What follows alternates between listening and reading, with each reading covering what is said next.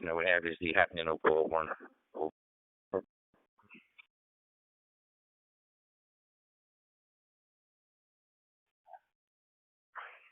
I caught you, Jerry, but I missed the very last question. What was it?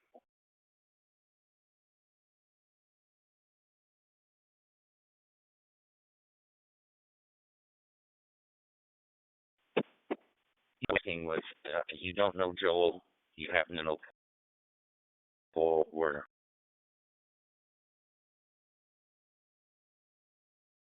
Paul Warner. I know Paul Warner. I was lecturing, I don't remember where, at a dental meeting, and Paul comes to person. And the reason why I knew Paul is my father taught his kids piano when he came up to tell me that.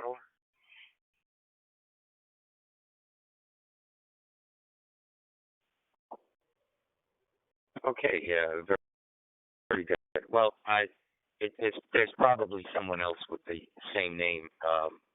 Paul had been president of the Dental Society in Florida, and I just wondered whether you knew him that way. And I'm just trying to piece together, sort of like the Kevin Bacon game. Who knows who? But anyway, thank you for that information, and I'll leave the frequency open so that you can continue with an N4TS.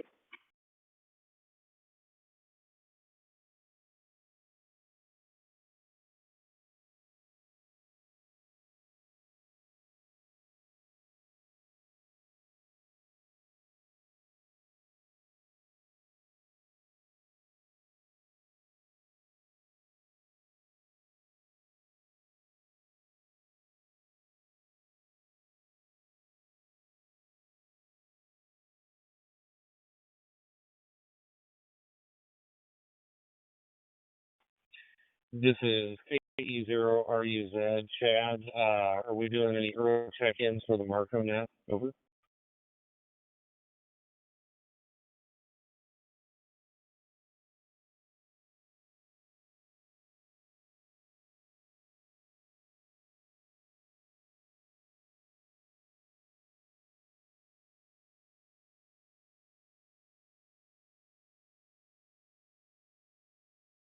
This is M5RTF.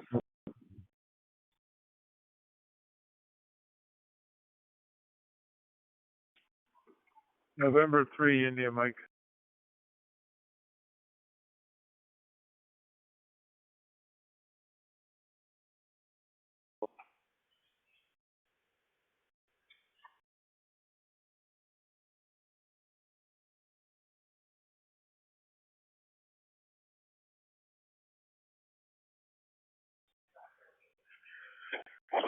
Okay, thank you for the check-ins, and I'm, typing in to NetLogger as we speak. So, welcome aboard, ship N5RTF. Although I had a typo on your call on NetLoggers, let me correct that. N3IM and KA2Y is here with us too. Chip, I'm worried about the almost dyslexia-like ability to switch words around. And on the 2013 DXpedition for T33A, I was extremely careful when I was working code or if I was doing voice to be sure to get everything wrong. So I ended up with the least errors of any of the operators, but obviously my QSO rate wasn't that high. So I've got you correct here in the log now. Good to have you with us. All three of you, actually. Any other early check-ins? This is AA4FL.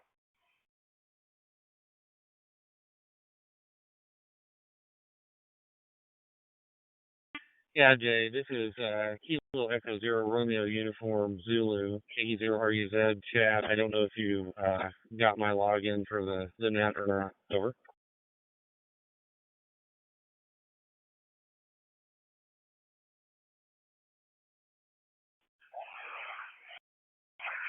Good morning, Chad. good to have you here with us again this morning. I've got you logged in now. I didn't before, so definitely I'm glad to have you here. Any other early check-ins? This is 88.4 FM.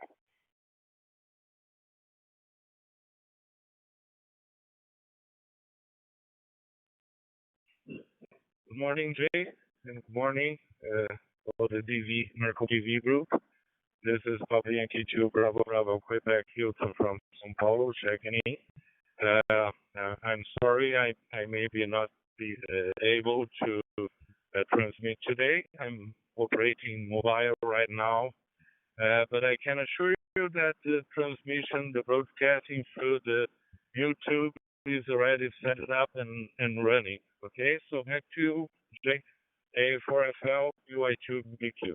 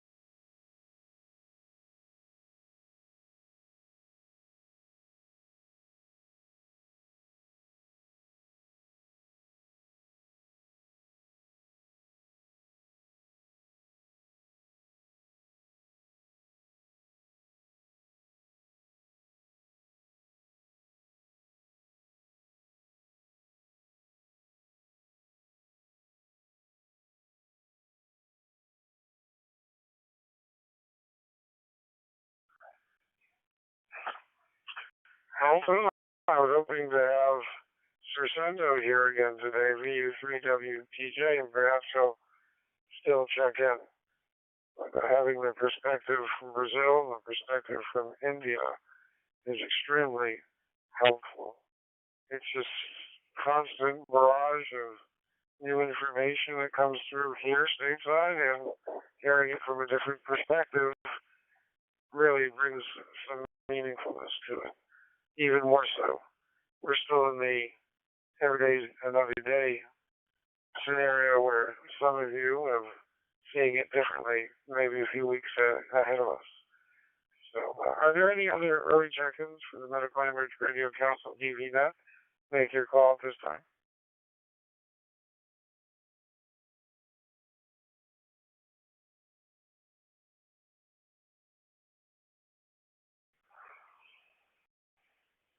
Okay, no other calls yet. We'll stop this right at the top of the hour. So, N5RTF took Randy out this morning to a friend's farm, 147 acres, to get her a little bit of horse therapy to reduce some of the stress of life. Had a new 2-week-old horse there, so plenty of calves too as well. And it really seemed to relax her, and having the choice of being down in South Florida. I'm up here in Hawthorne now in North Florida, but I think she'd rather be on a farm. Palm Beach County is definitely not her favorite environment. How are you guys doing, Jeff? Over.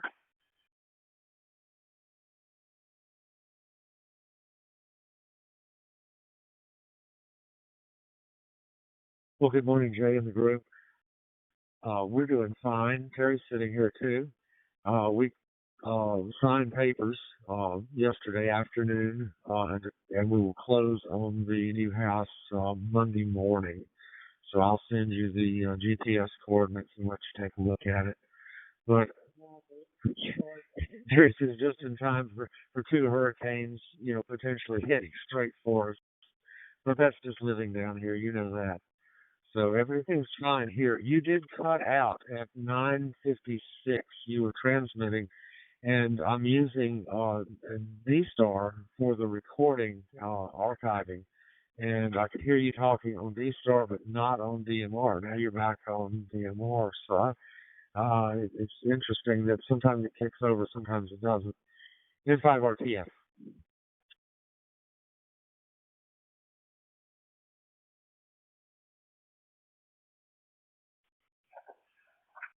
Thank you for the information, Chef. I'm actually transmitting on D-Star here, so hopefully others aren't having problems on the dropouts on my signal. This is Tom for the Marco, the Medical Image Radio Council digital voice net, and we meet every Saturday at 1500 hours. And we're, of course, here as a group of amateur radio operators that are either active in the medical fields or have been, or interested in the healing arts. And members include stations from all over the world, not just here in the United States. And everyone, however, is invited into the conversation. Everyone's encouraged to check in, even if you're not in the health field. Let me let it drop one.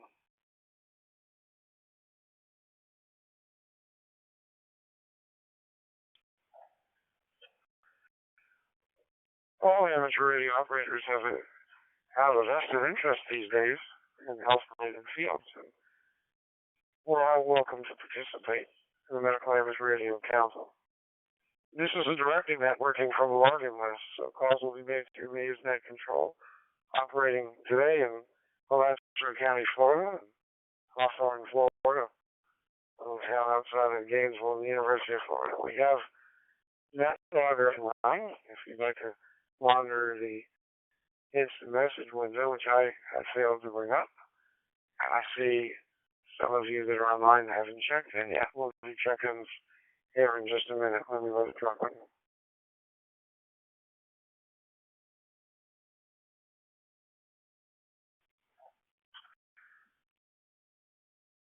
Personally, this is AA4 FLNet control. I'm using a DV stick coming on the D-Star side.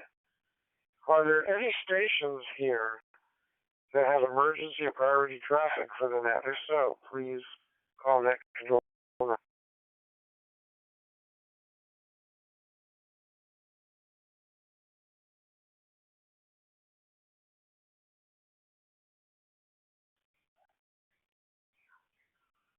No check-ins heard. I do know that PY2BBQ is on limited time here today. Who is mobile? Are there any other mobile stations that won't be able to participate but have comments? And we'll let Hilton do that in a minute. But are there any other stations that are mobile and limited time that would like to check in? Please make your call now.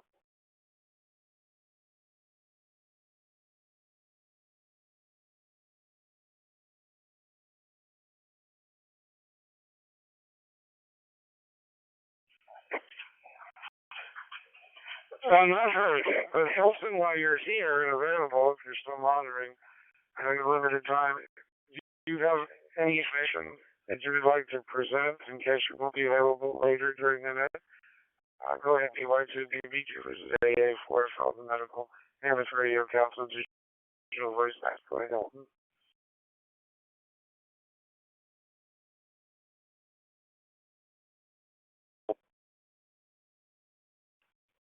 Okay, Jay, thanks for the opportunity. This is PY2BQ from São Paulo, Brazil. I hope you can hear me. I am transmitting mobile just parked car.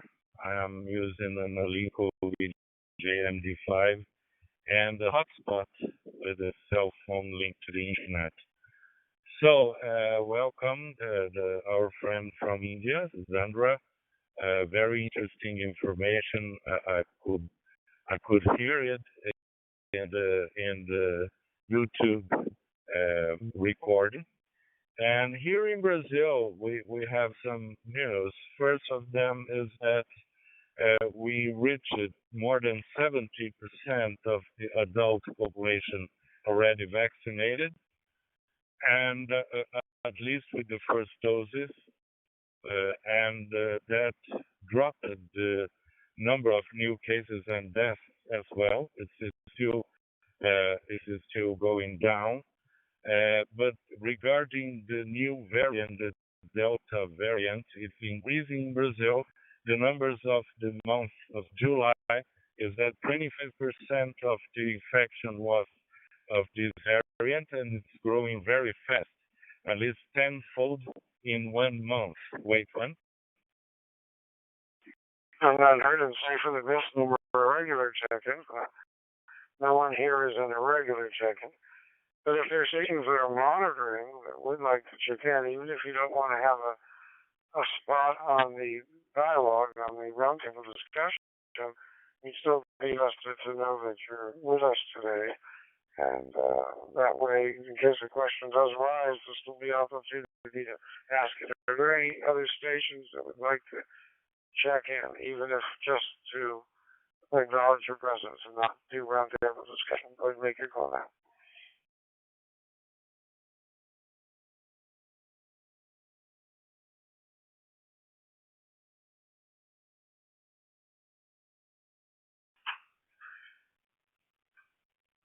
All right, no other check-ins at this time. We'll go ahead and start the net here. I'm just going to do a rundown of who we have checked in case you're not a net logger. AA4FL and 9ONL, and for TSC, N3IM, KA2Y, N3RTF, KE0RUZ, PY2BBQ, and WJ8B. Did I miss anyone? Any additional check-ins? Make your call.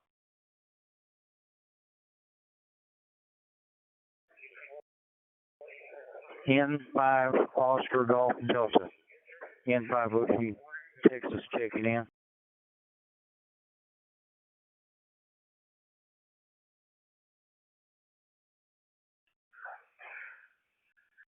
Thank you. N5 Oscar Golf Delta. Thank you for being with us today. And would you like to participate in the discussion as well, or would you like to be included in the roundtable, Jerry? Go ahead. I'll just I can listen. I'll listen. I'll just listen. 39 Headwing, Texas, about the Mall of Headwing, or apartment complex. Been enhanced 1990. I'm Tech Plus. Yeah, just sit back and listen. Thank you for letting me check in. Operation Walker. Thank you so much.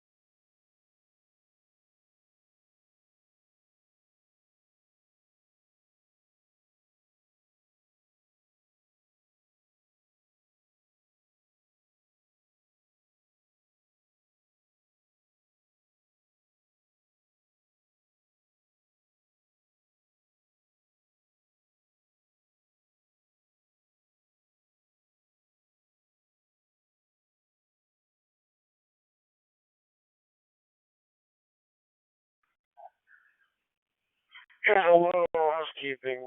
We're on a quad array, which is a wonderful technology, and you may be on radios, and I'll make sure to let the signal drop every 2 minutes. Also, give a little bit of delay when you start your transmission, so that all the different repeaters and other aspects of the quad array have a chance to sync, so we're not losing your transmission. Thank you for joining us. So back to the UF. I'm a member of the North Florida DX Association in Jacksonville, and members from all over North Florida. And here in the last week, we only have about 35 members, and we lost 2 to COVID. One, I don't know if he had been vaccinated. The other one actually had been vaccinated and did not survive the hospitalization. His wife did. but he did not. It's just sad to hear that, it's touching all of our lives, and he was willing to drop one again.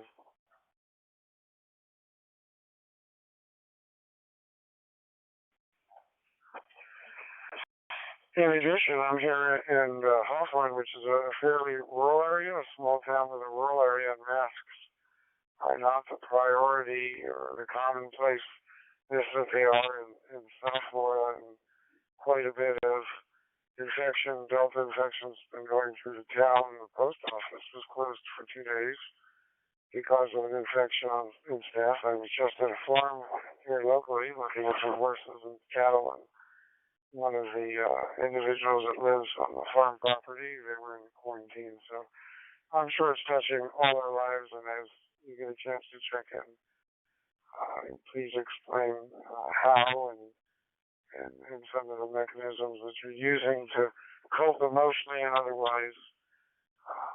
It's hard to escape it. You have to live in a pretty big bubble to not have it touch your life in some way. AA4FL, I'm going to finish my comments for now. I'm going to call on N9OML Howard next. Go ahead, Howard.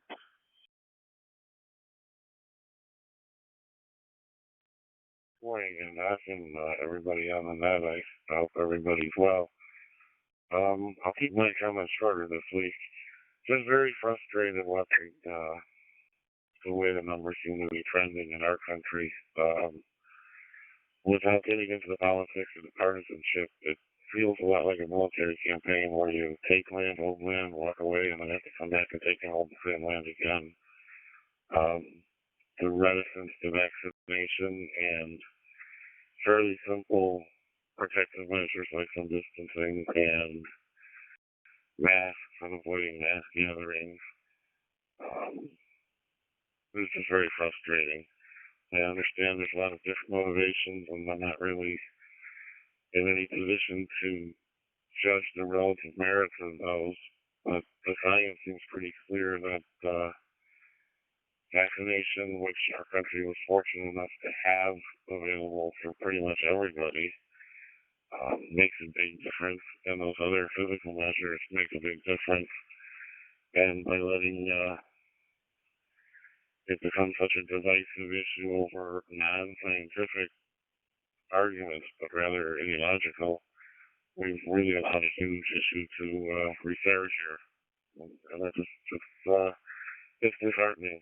But hopefully we'll slug our way through it again. And in some journal articles I was reading, I guess there's the Gamma or the Lambda variant that they're at least have some concerns about how they may perform.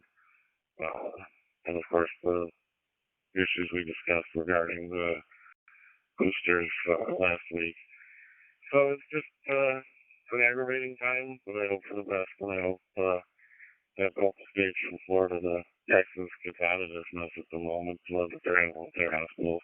Back to that control, this is I don't know.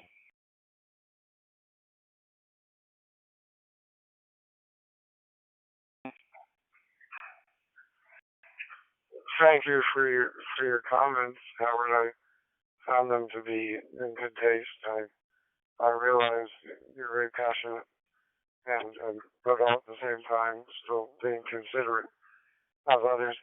It is interesting, of course, to see the differences in perception, because there's many intelligent people who have chosen not to take the vaccine, but there's no one reason why, and there's some concerns that are different than others.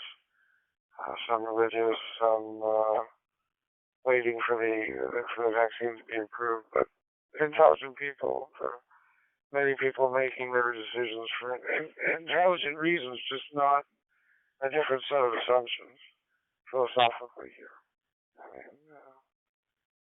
one can base their reality on one set of assumptions, and someone else has another set of assumptions. It doesn't necessarily make them wrong, but in the eyes of science, it sure presents itself that way. Let me let it drop one.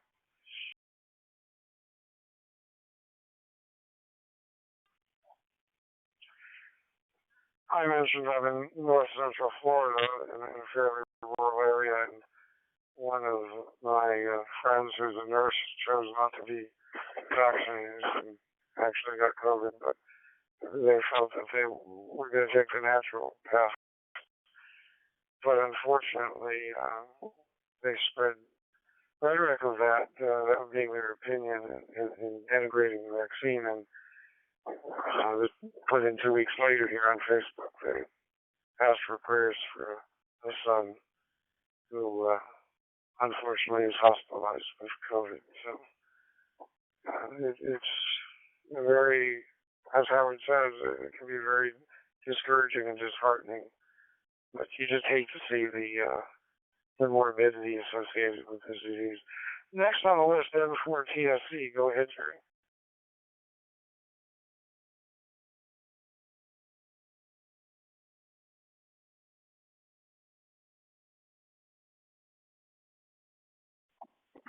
Okay, AA4FL and 4TSC. I hope that you can copy me. Let me just stand by one to verify. Okay. Jay, your comments about the disease closing in closer and closer to our own experience is becoming more apparent. And I've just become aware of a close friend who succumbed to COVID, as well as relatives of close friends who report that. So it's getting closer to home. And just heard yesterday about the son of a close friend who actually survived it. So stand by one. So this has led to another friend recognizing the risks of COVID in his own case, and so he just went ahead and got a third vaccination of the Moderna a few days ago, even though it hadn't been approved yet by the FDA. Anyway, we're all being affected by this, and the only things that I would throw out there to ask if anyone has any further information about is there has been talk recently about the use of monoclonal antibodies to treat this disease. That seems like a reasonable approach, and I have not been able to get any details about the experience that the Israelis have having released nitric oxide as an aerosol treatment in Israel. Have no details on that yet, so maybe someone else has. Anyway, hope you were able to copy everything that I've just said, because there's been dropouts. I also have heard that there's a particular problem with Brandmeister, and that there are dropouts regardless of using QuadNet and other modalities, and the other modalities make things even more complicated. So hopefully you guys can copy. Anyway, back to you, Jay. AA4FL and 4TSC.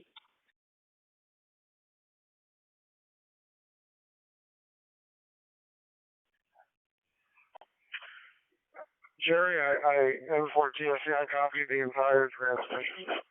No drop that time. There's an AA4FL net control. So Jerry posed the question of monoclonal antibodies, and I mean, I'm in the public domain. I thought I remember they were using that initially just to improve the chances of survival, but only as part of treatment, not a treatment in itself. I know there's other therapeutics that are on the way to also help. I'm going to go ahead and ask, in response to Jerry's question, are there any of our check-ins here or anybody that's listening that has more detailed scientific-based information that they can provide? If so, go ahead and tell me now, and I'll take a list and have you talk in order. This is AA4FL. Go ahead.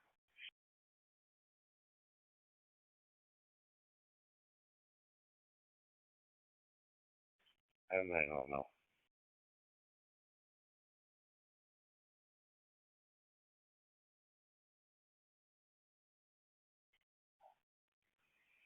Okay, net control acknowledges N9 LML. Howard, go ahead and you can address Jerry's question. Please proceed.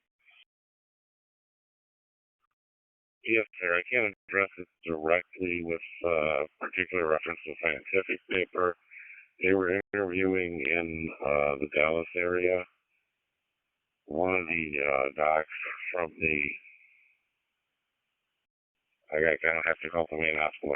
Suddenly can't remember the name of the hospital, but where the NDMS, National Disaster Medical System, doctors are deployed to supplement the hospital staff, and they've set up a field hospital in the garage. They've also set up an area for essentially outpatient infusion of monoclonal antibodies, and their plan is to use them to try and avoid hospitalization. The plan that they were explaining on the news interview was that they were going to be doing the infusions, doing a period of monitoring, and then releasing the patients back to home. So I know they're moving forward with it, and they were citing some other examples. So that's nothing to do with anecdotal, but there is information circulating around there. And then it was also, I know the course of treatment that the President Trump, when he was infected, did receive an experimental treatment at that time. Net control.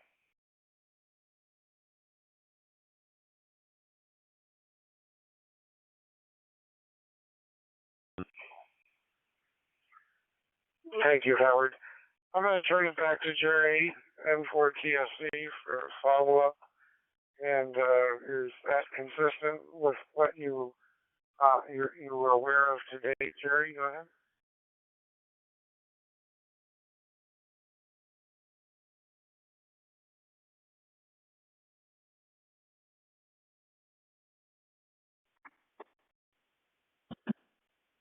Yes, N4TSC returning. Thank you for that report. Yeah, I suspect that what you are referring to is the attempt to try to mitigate against the rapid development of COVID once there's an onset, and then I guess they will then triage those patients that develop rapidly and then put them into an ICU, and then if they develop further, then get them on a respirator. But and I suspect that what you're referring to is the attempt to try to deal with this onslaught of very, very high numbers of cases and their inability to cover all of them. And the biggest problem now developing is that there's no personnel to deal with it. And I suppose that's the reason why they're pushing the monoclonal antibodies, and maybe that's the reason why it's come to the fore in the general media. So I do appreciate that information. And I guess the only other question is, I had been trying to get answers by reaching out to people that have connections in Israel to determine what their experience is, but so far I've not had any kind of significant response. I'm still looking to find out about that. Anyway, let me turn it back to you, Jay. AA4FL and 4TSC.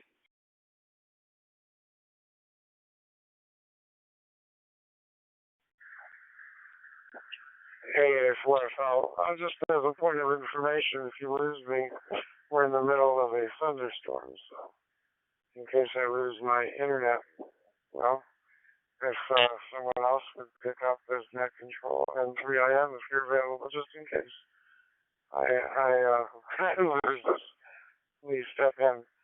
I'm going to go ahead and turn it over in just a moment here to N5RTS, but one comment for Howard and Jerry. I want to talk about the treatment in the past and the treatment now. As we have this roundtable discussion, if we just discuss this more, the acknowledgement that when President Trump was treated preemptively with that treatment, we did not have a Delta variant at that point. So the question now is, what are the experiences of that therapy in terms of the original infection, the Delta variant? Is the Delta variant more virulent in its disease progression, or is it just more virulent in terms of its ability to spread and infect more people? So that's another question here to ponder, and I'm going to turn it to Chip N5RTF.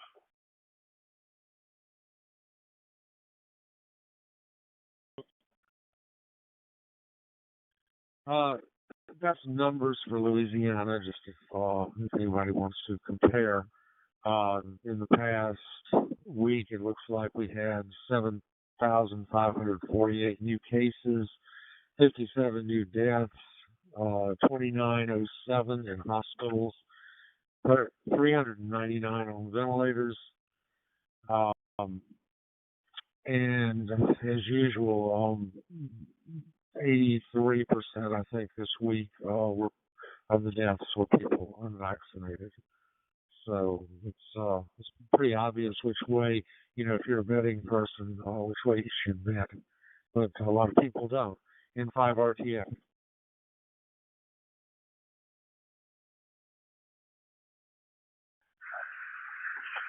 Thank you for the report, Chip. So, Chip, you're in a major hospital system where you work, and I see frequently they're on the news here as representatives of the Nolens area.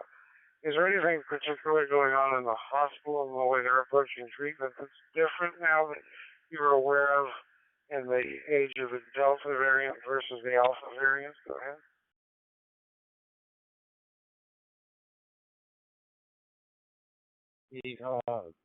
The biggest change that affects me is that the nurses are all getting pulled from other departments to go work on COVID units and the ICU.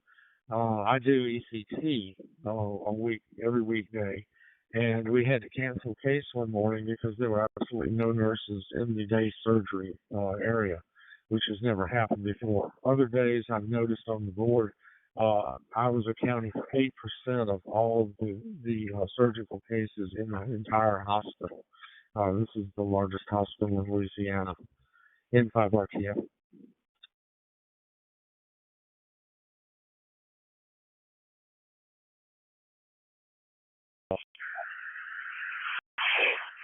Thank you for that, Jeff. I'm not sure here at UF Health, which is a fairly reasonable sized system, both in Gainesville and Jacksonville. I'm not sure if elective surgeries are totally off the table, but the manpower needs must be intensive, as you're mentioning.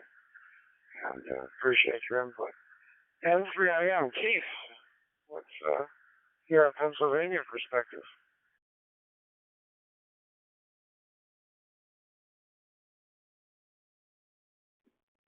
A4FL in the group, this is N3IM. Well, Pennsylvania is seeing a slight increase in COVID-19 infections. Some masking has been placed by private businesses, but overall, right now we're having a jazz fest downtown Lock Haven, and we didn't see anybody down there masked. We haven't had a significant increase in COVID-19 in this rural county. About 60% of the Pennsylvanians are vaccinated now. I would make a comment and ask Chip the question. We're seeing an increase in RSV in the South, and that can affect elderly patients as well as infants and children. Is there any surveillance going on with RSV along with the COVID-19, and are we seeing combined infections? This is N3IM, back to A4FL and the Marco Group.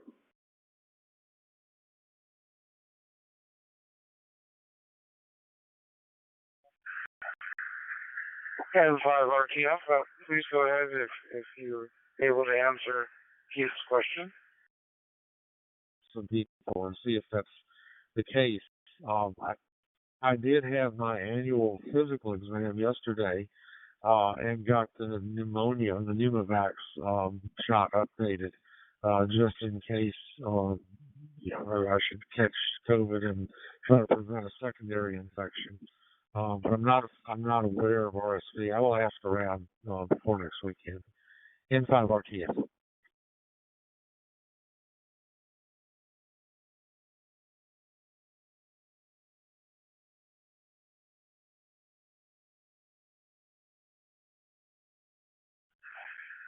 Okay, I'm going to go ahead and turn it over here to KA2Y. Are you present? Would you like to be part of the roundtable? Go ahead.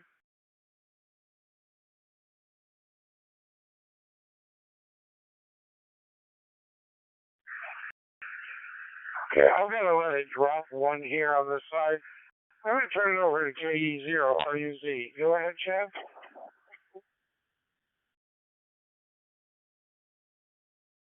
KE0RUZ. Chad, I'm here in Southwest Missouri, and we've been hit just terribly hard by the Delta variant. We've had higher admissions over the last 2 months than we had seen previously in the pandemic. Local hospital that I'm affiliated with has had up to 80 COVID patients at a given time, which is about twice its previous maximum. Late one.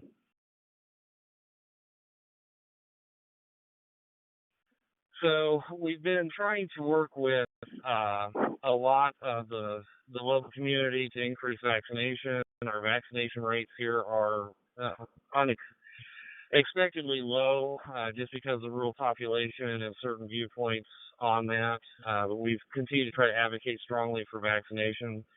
We do have available REGEN-COV for use for high-risk exposure and following its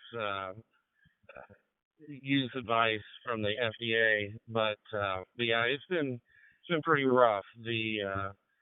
One of the local hospitals here, I think the combination of the 3 local hospitals had 18 deaths this last weekend from COVID, which was a new unfortunate record. So we continue to preach vaccination. Masking is almost non-existent around here. Most of the school districts are going with optional masking. So pray for us. That's all I can ask. Thanks, guys. KE0RUZ.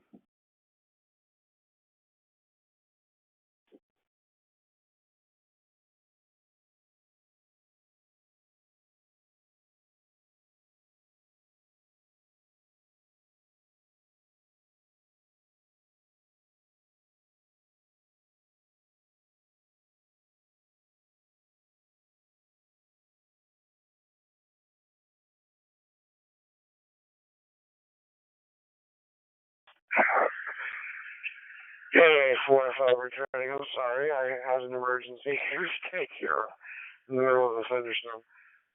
Back on the Sophie went. To pick up where we left off. Chad, the KE0RUZ, were you able to pick up the conversation?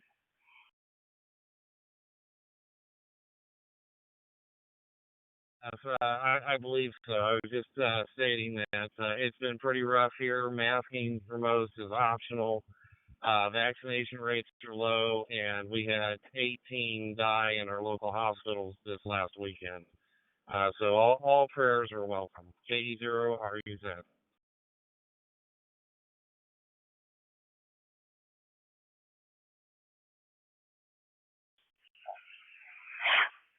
A lot of prayers needed all over. Yeah, all over the country, all over the world. Sorry to hear about the local morbidity and mortality. It's happening nationwide, but in certain areas more than others. And of course, Missouri was leading the way here, unfortunately, before the rest of the country had the exposure at the rate that it's having now. So our thoughts are with you and the residents of Southwest Missouri. WJAB, Andrew, go ahead. Well, good morning, everybody. I mean, that's here in Ohio. The rates are increasing, primarily the Delta variant. My cutoff putting eating inside restaurants is 5%, and it's just under 8 now, and going in the upward swing. So, city of Columbus now expects everybody to have a mask indoors anywhere. I play a lot of golf. There's a lot of city golf courses. So that means I have to wear them in there. Of course, I usually did anyway, even when the rates were low. I have a daughter who's an ICU nurse in a small city called Athens, Ohio, university town. And or 12 in ICU was averaging about one COVID patient. Or in the months of June and May, most of May, now they're all COVID patients, all 12 of them. And, she is heavily involved with that care as well. On the Regeneron or monoclonal antibodies, I did get an email from one of the pharmacy supported medical news things suggesting that the monoclonal antibodies should be used in a nursing home setting. So, but I don't know whether that data is valid because it did come from the pharmacy supported outlet, monetarily at least. It's sad to see some of this, most of this would be preventable if people just get rid of ideology and follow the advice. So just like I said earlier. So back to you, Jay. WJ.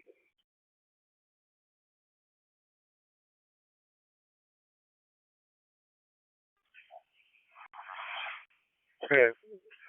Thank you very much for the report, and wishing your daughter strength as she deals with the patients under her care.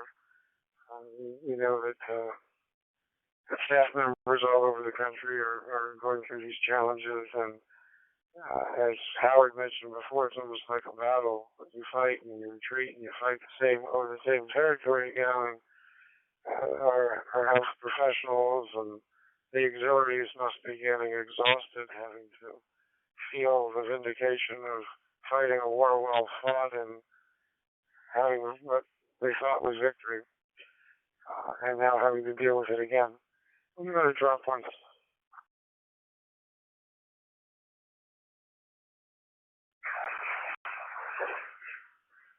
AA45 Medical Average Radio Council DVNet. Are there any other check-ins, or do you like check-in at this time?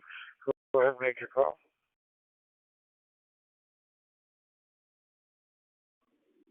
Recheck in Pabuchi, Texas.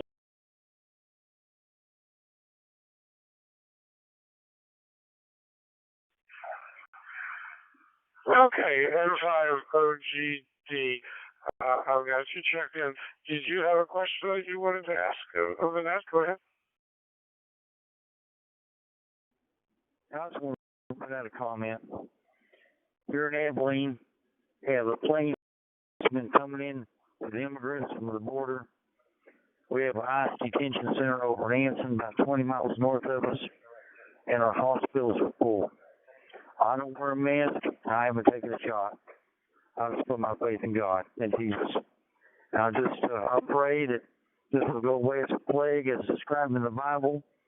It's one of them to put it in there. But yeah, if we secure the border wall, more of this problem will stop. And we know the reason for that. So I'm not going to get into it, but it's the border wall that's causing that, all these people coming in. They put 65 people in our Salvation Army a couple of days ago. So it's the border wall. We said they've closed the border wall. I was thought a comment, but yeah, I pray for everybody that's got this disease, that the good Lord will take it away, and we get back to normal. Everything like that. But you know, it's coming from Washington D.C. as we all know. So enough said, and no comment. Thank you. Let me check in. Abilene, Texas, N5 Oscar Golf Delta. Hold clear. Thank you, Net Control.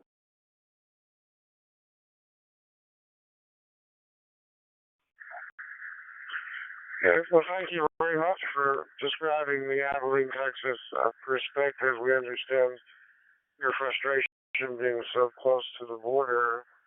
However, you realize that we have hospitals that are nowhere near the border that are equally challenged.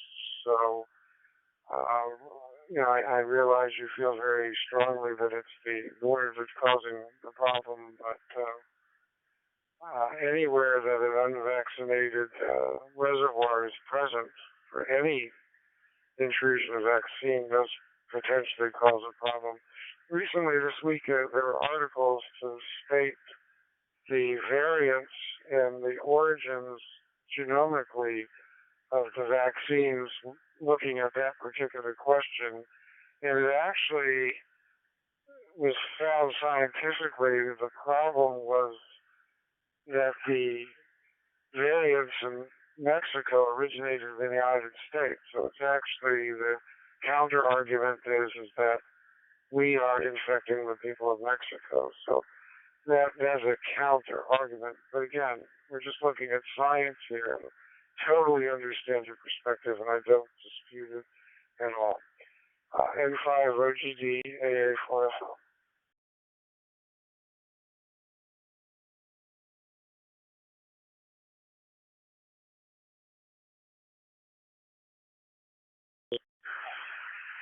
Okay, this is AA4FL with the Medical Amateur Radio Council Net. We've had some great discussion on the first go around, and again, everyone's perspectives are of value. We tend to talk about the science of it, but the emotional value and how it's affecting people and their frustrations and the perceptions are just as important from one person as from another person's perspective. So we do appreciate all the contributions. I'm going to go back to the top of the list here, and Ed and I'll turn it back to you for any follow-up comments.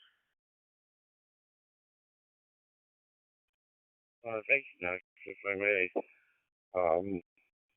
in Texas, judges and justices of the peace have some kind of unique authorities and powers. So the Dallas area spokesman for their circumstance was a judge, and he explained that they were out of PEDS ICU beds. And his statement, it's not a verbatim quote because I didn't write it down, but it's basically if your child needs an ICU bed, you're going to have to wait till another child dies to make one available. So they're at physical capacity. In other areas of the South, they were either at physical capacity or they were at staff capacity. So there may have been garages or cafeterias that were converted, but they didn't have staff to staff those areas. That's also what's happening in Oregon. Oregon's activated 1,500 National Guard medical personnel to supplement their hospitals. The National Disaster Medical System is activated to send people into Texas. I'm going to let it drop. I have one other comment.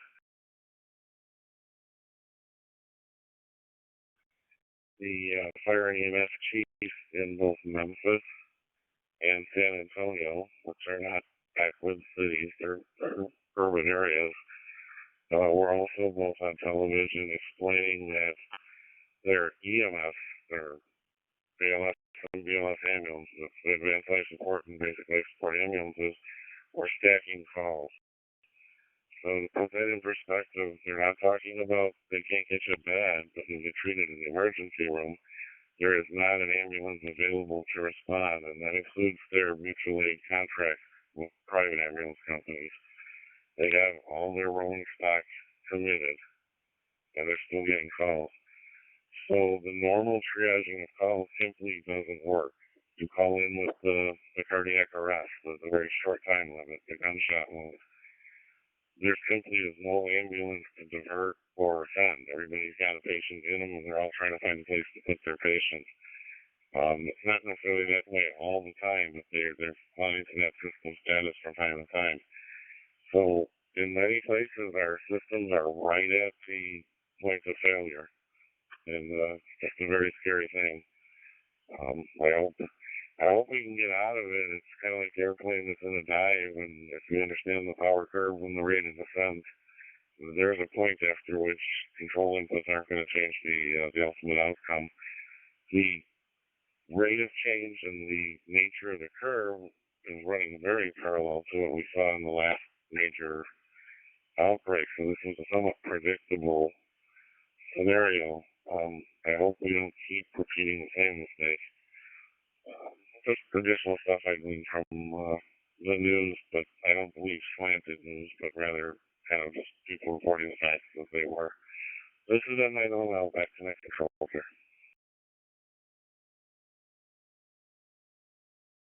N5 RTF, comment?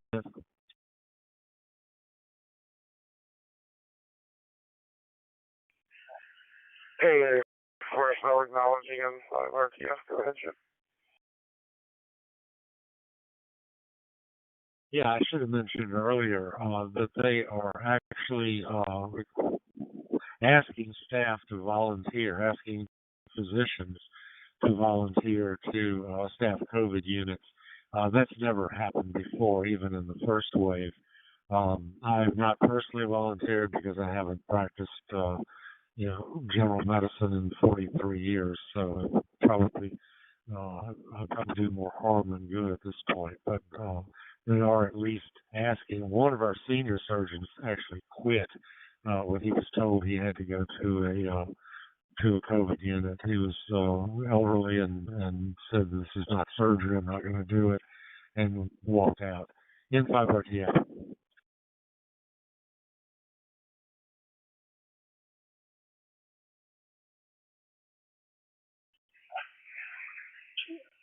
Thank you for expressing that, Chip. The levels of frustration, obviously, from your comment and the perspective from the border in Texas, and it's very stressful and emotional, and with good reason. It's a disastrous disease. Out of curiosity, I know Keith would be next on the list, but Chad, KE0RUZ, you're in an area where Delta hit very heavy initially, in an area that's a tourist-based area. I realize not a lot of vaccines in that area, but the comments about the immigrants being the source of infection,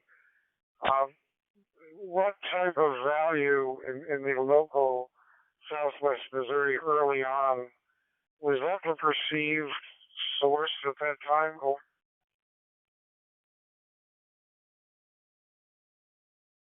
E0 RUZ Connect Control. Yeah. Early on, so looking at summer of last year, we saw our initial surge coming up through Arkansas into Missouri, southwestern Missouri. Specifically, it was hitting our factories and our turkey farms and feedlots and those sorts of areas where there is a higher immigrant population. They tended to be more quiet on reporting symptoms, and those areas, as I'm sure we can all imagine, may or may not have great health safety protocols for the employees. So in that population, too, does not really seek medical care as soon.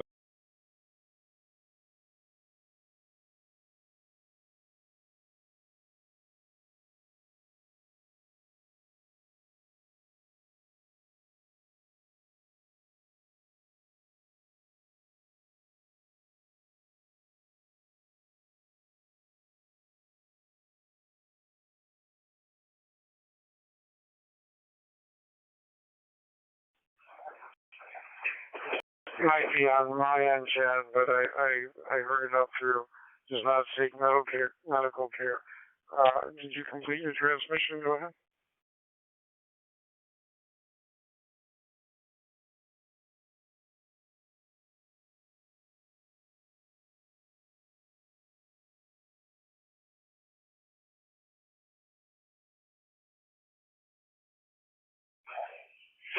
Okay, I'm not copying Chad at all right now. N3IM, are you copying Chad? And if he's complete, would you like to go ahead and do a follow-up?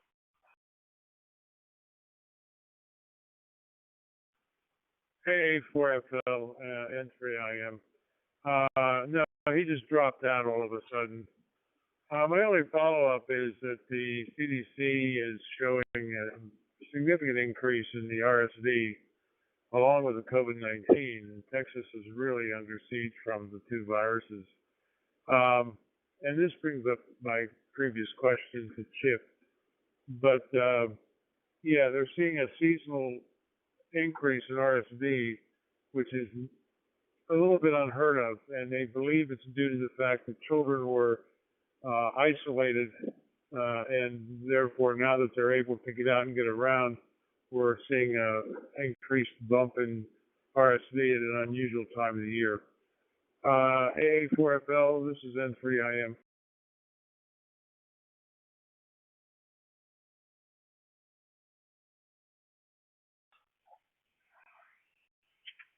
Thank you for that input. You've had quite a reasonable experience in Pennsylvania compared to other ends of the country. The theory about perhaps the borders being a source of the explosion of Delta. What do you think about that that possibility there, Chief? N3IM, AA4FL. AA4FL and the group, this is N3IM. Well, based on my reading and everything else, they figure that 20 to 25% of immigrants coming into the United States illegally are COVID positive. And of course, we know that the majority of them are not vaccinated against COVID. So there is a real potential super spreader event that could occur because of that. Now, we haven't seen much of that in Pennsylvania that I'm aware of, but our Department of Health statistics are not the best that we can get. We do get the weekly county thing, and most of the counties in Pennsylvania are showing a little bump in COVID-19, but not a great bump, with the exception of possibly the Southeast, which is showing a little bit higher percentage than the rest of the state. AA4FL, this is N3IM. Back to the net.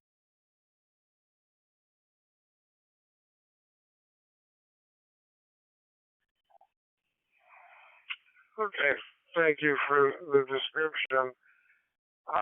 It is a quandary. Obviously, we don't want disease coming in from however it would, from any source. But it does make a political tint to it's scientific, and I don't know how we can quantify it, but I don't think there realistically is one source of infection. But getting back to the original discussion, if you have anyone that comes into the United States from any source, whether it be a breakthrough infection on an airplane, if you're coming into an area that has an unvaccinated population, you have a reservoir for infection. And with something as infectious as chickenpox, it's going to spread quickly. Now, next question we haven't pondered today, and let's start the discussion from the top of the list here. Well, we'll actually go to Andrew and WJAB in just a minute. But with that same philosophy, now we have under 12s that have not been vaccinated. They're back in school. Do we have another large reservoir of potential infections to bring home to their parents, including those that are unvaccinated or vaccinated for breakthrough infections? Are we going to see this over the next few weeks as children return to school? Next question here. Andrew, WJAD.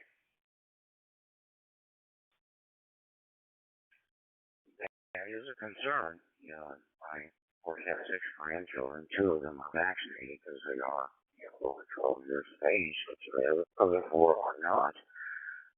Of the other 4, only one of them is school age, and to be going to regular indoor school, although a couple of them are in daycares, which is probably worse. But that's a real problem. And, 2 of them are in the Los Angeles area, and one is both the boys. The one's in second, will be going in 2nd grade, and the other is in almost a preschool / daycare scenario. Are in the Washington, D.C. area. So, yeah, that is a problem. And, and the problem is, of course, some of the kids that have that, they get it and they do okay and they aren't. But they will spread it to other people, in particular those that are not vaccinated.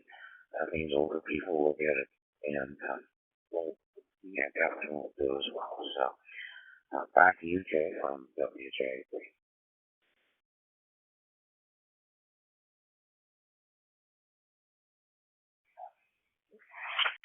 Well, thank you. I haven't thought of the daycares in the traditional.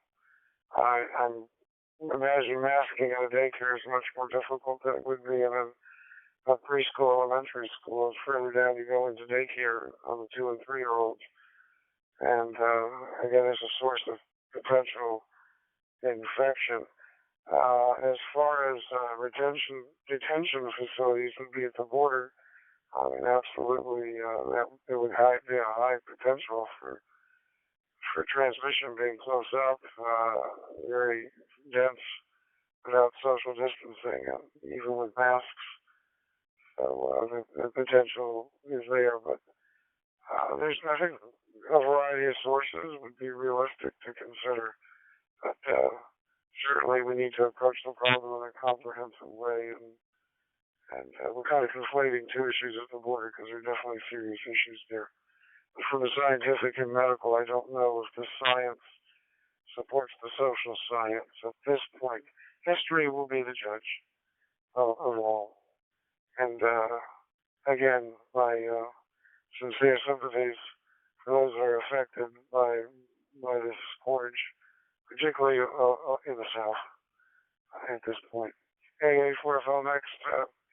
Going to turn it back to Howard N9OML. Papa Yankee 2, Papa, good afternoon.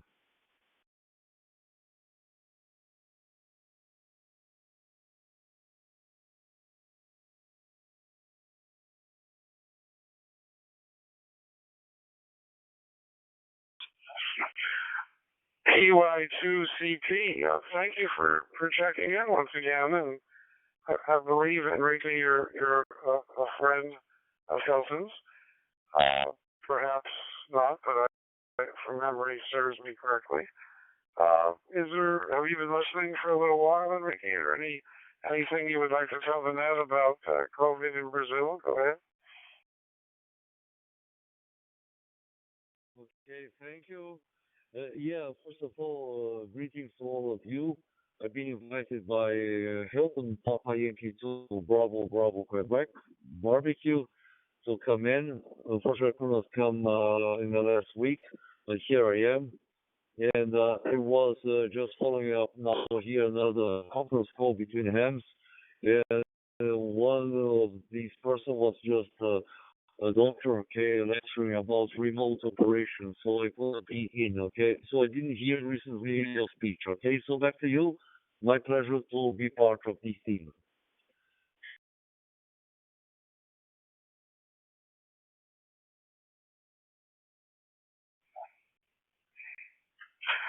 Thank you for coming in and checking into the net, Enrique. We'll still have some conversation for a little while longer, and hopefully you'll be able to ask some follow-up questions when you hear the comments. Howard N9OML, are you back with us? Go ahead. Yeah, Jay, did you get any of your question, or did I lose all of it?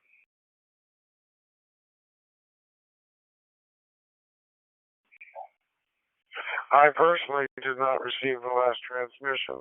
Really, Enrique checked in. Go ahead. Just checking back here, okay? Did it fail my transmission over? Both by the formal surveillance systems and anecdotally by the providers, both on this map and other folks I've talked to. Does anyone have a feel for how this year's flu vaccine will be in terms of efficacy? This year, unless there's new government edicts, it appears that masking and social distancing are not being adhered to as stringently as they were last year, which would potentially provide an environment where flu transmission could exist, influenza. But we have a gap here in terms of the data available to the vaccine manufacturers. Normally, they proactively adjust the vaccine based on current year conditions for next year's vaccine, and with virtually no activity last year. I'm just curious how that affects potential efficacy of whatever vaccine they may create. And I think I worded that reasonably. Are you copying me this time, sir?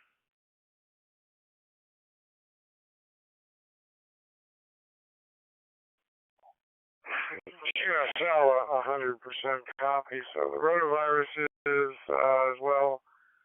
I think Keith was discussing that. Let's see. Let's turn it over to M3IM and then WJ8B. Get some input from both of them on your questions. Go ahead, Keith.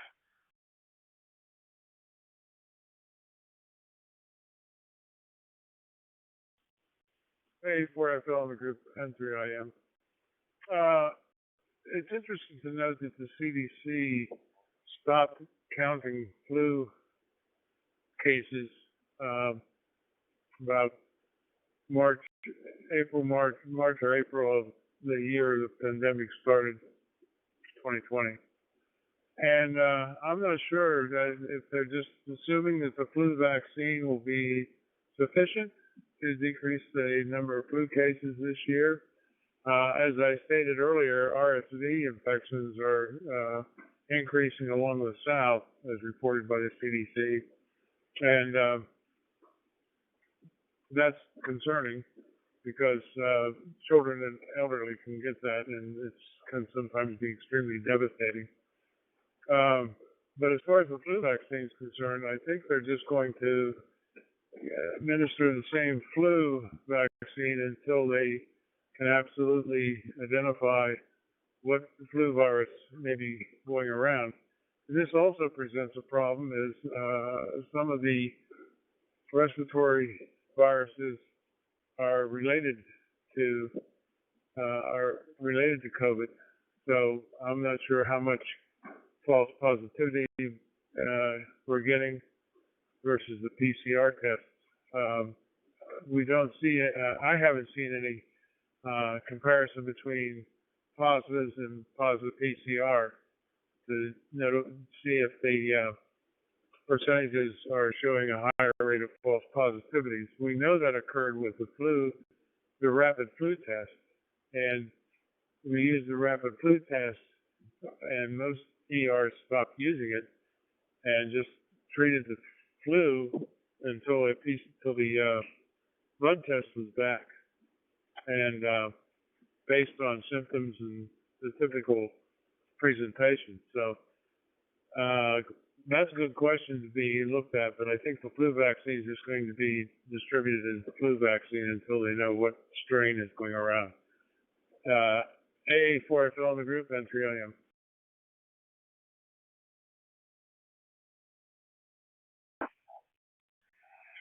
Thank you, Keith.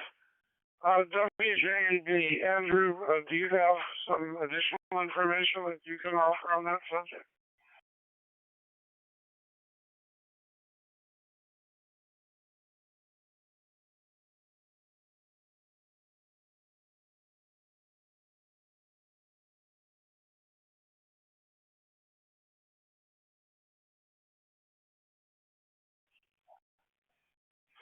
Okay, nothing heard on that go around.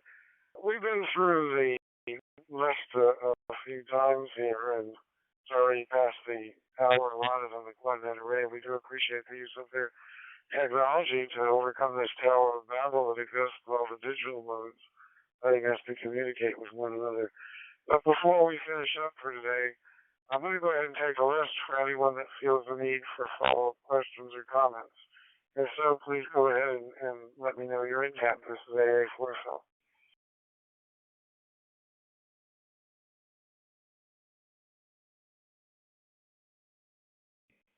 Study for WWM.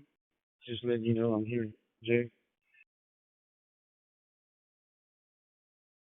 Yeah, also Papa Yankee 2 Charlie Papa standing by.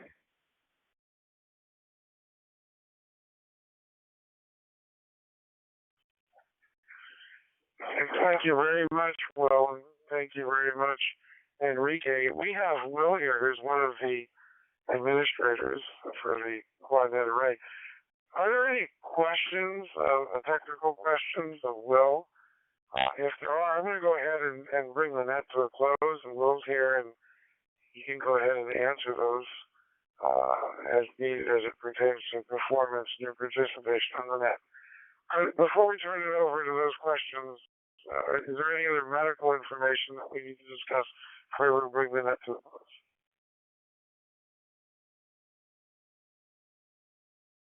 I would like to make a little comment on the COVID here down in Sao Paulo.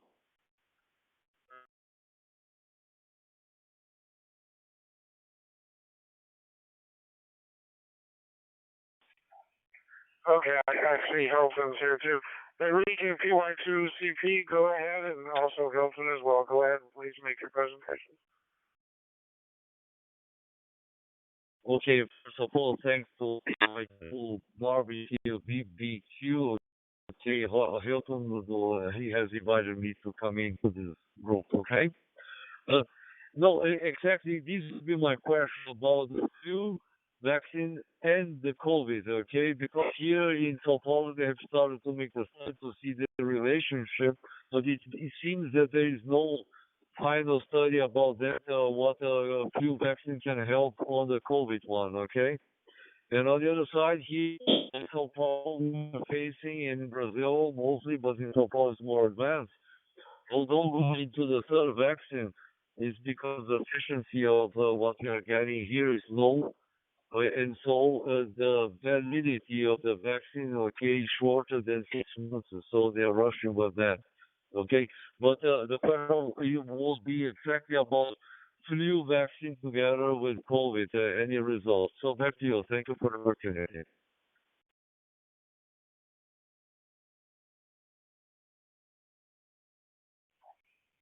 Thank you, Enrique. Hilton, PY2BBQ, are you available?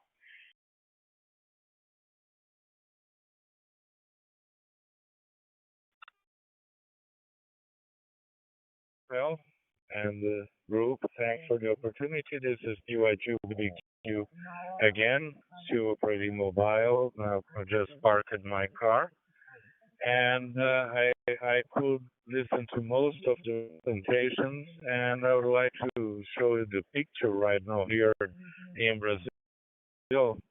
What we have is still a decrease of the number of new cases and the number of deaths as well. It's still dropping, although it's pretty high, like 800 deaths daily.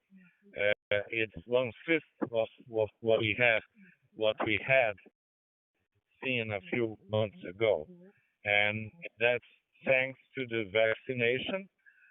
We achieved more than 70% of the adult population already vaccinated, which is more or less the same that you have there in the United States. And the problem is that you are seeing an increase of new cases related to the Delta variant. And the Delta variant arrived here in Brazil. It's increasing very fast. Wait one.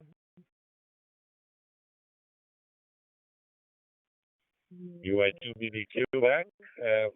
Last month, we had 25% of the cases were due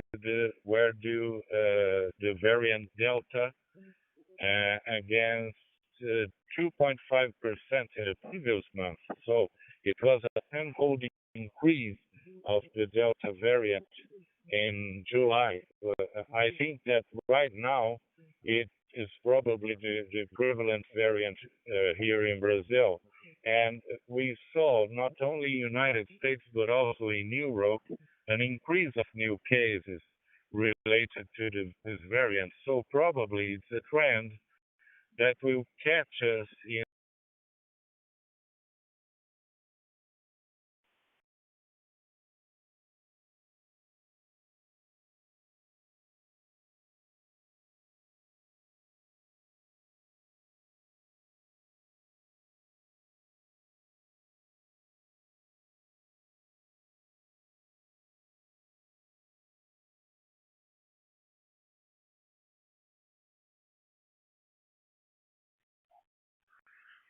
Okay, Hilton, I know you're operating mobile and portable. I've lost you. I'm not sure if everyone else has too, but we have had a few drops that were on the local end today from participants, and I know you're in a position that perhaps that's true. I'm going to just ask if you're still with us, Elton. Otherwise, I'm going to go ahead and bring the net to a formal close and have Will here from W4 WWM to answer any technical questions. Hilton, are you still copying us?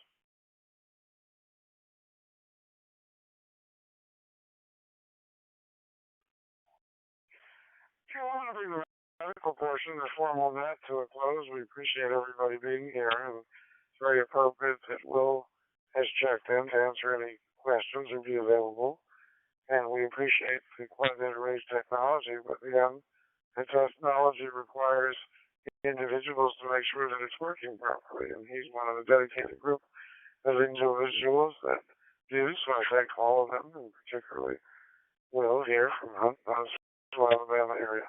So this is AA4FL bringing the Marco, the Medical Imagery Radio Council TV net to a close. I'm going to let Will go ahead and address after closing the net, turn it back over to Coordinator Ray, and I will remain here as well for any additional questions after your questions of Will are completed. 7-3, everyone. Look forward to talking with you next week. Be safe, and I hope that your families are healthy as well as your friends. 7-3. Back to net. AA4FL bringing the net to a close. Back to Coordinator Ray.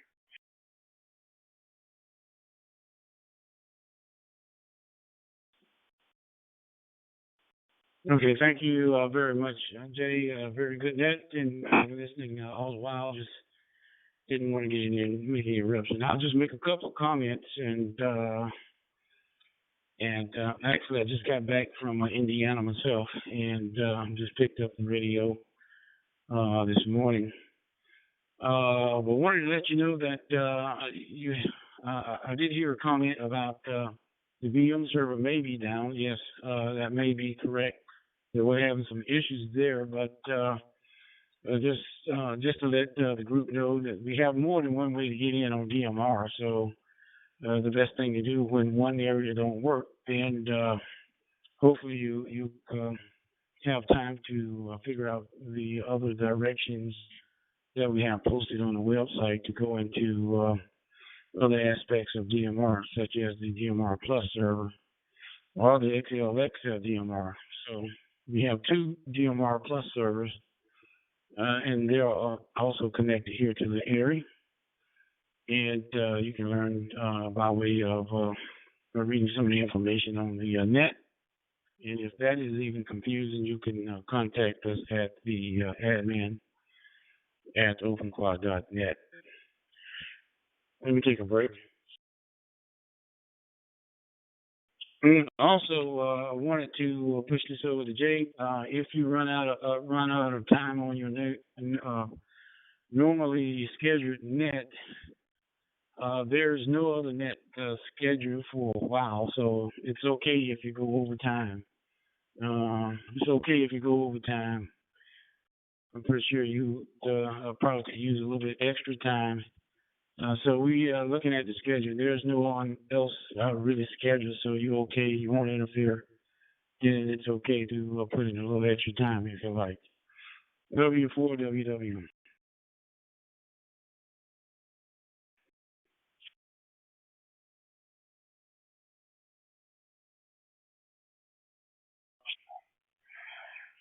Thank you, Will. Appreciate that. Are there any questions of W4 WWM? Will's here available for your questions. Go ahead and proceed.